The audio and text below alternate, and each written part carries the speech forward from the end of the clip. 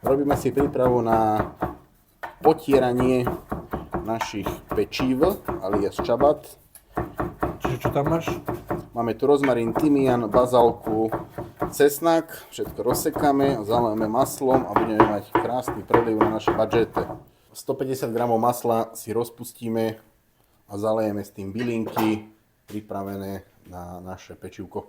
Do masielka pridáme troška hrubozrnej morskej soli, dávame zmes bylín, ktorou budeme potierať naše pečivko a 10 sekúnd zarestujeme, prehriatú zmes byliniek a masla opäť vložíme naspäť do misky. A to všetko. Fúziu, ktorú ste videli pred tým, ako sme začali toto robiť, bylinky, maslo a cesnak sa dostanú do útrob tejto bagetky takýmto spôsobom. A už to hustne.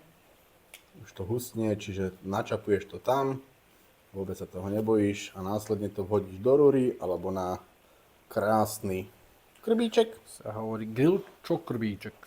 Ale tuto vidíte roky skúseností keby to v hre. Keď ho potrebuješ roztiahnuť, teda bagetu, Tak si to takto načapuješ. Tak si to Samozrejme, takto- musíš dbať, koľko baget máš, tak to takto- tam aj čapuješ. aby ti zostalo dosť. Amen.